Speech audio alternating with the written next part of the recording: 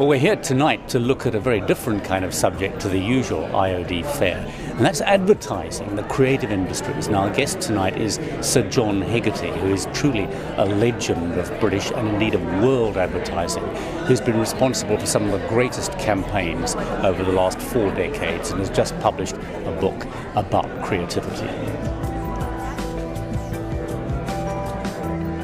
It's a huge pleasure to have Sir John Hegarty with us tonight. He is genuinely one of the world's foremost creative advertising men, going back decades to the earliest years of Saatchi & Saatchi. But of course, he's probably best known for founding Bartle Bogle Hegarty in 1982 with his partners John Bartle and Nigel Bogle.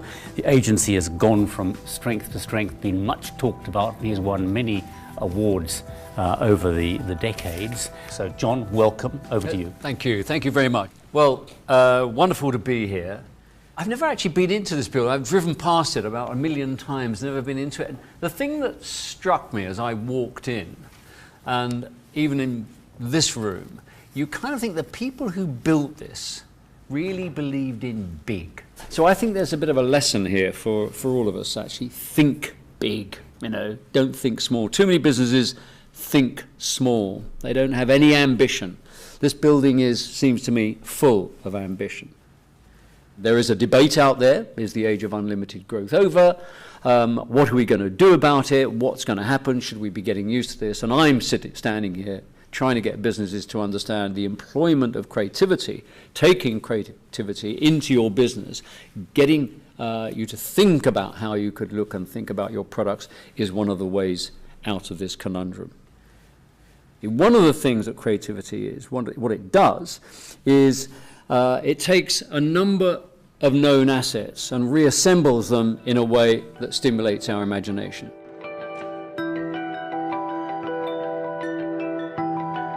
One of the things that I think businesses should and can take away from John's talk this evening is the importance of being brave, the importance to stick out from what is an awful lot of mediocrity.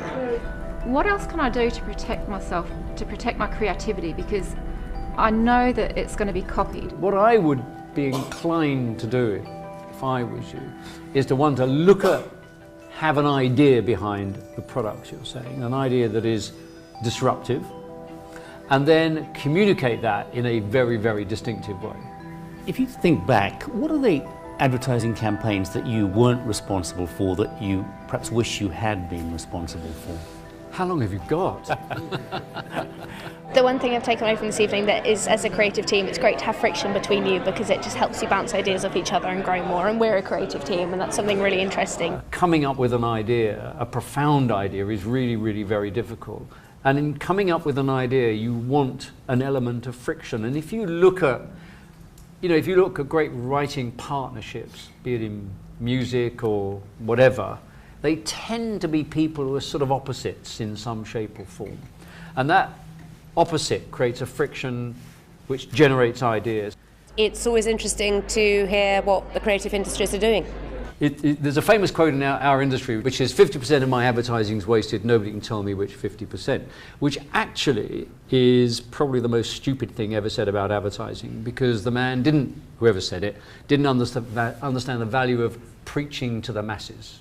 I always say that, when Christ stood on the mount, he preached to the masses, didn't he? He didn't get up on the mount and go, now, I'd just like to talk to people 18 to 24 with a disposable income of 30 shekels a week, We admire John for surviving and changing, but holding on to his core beliefs successfully.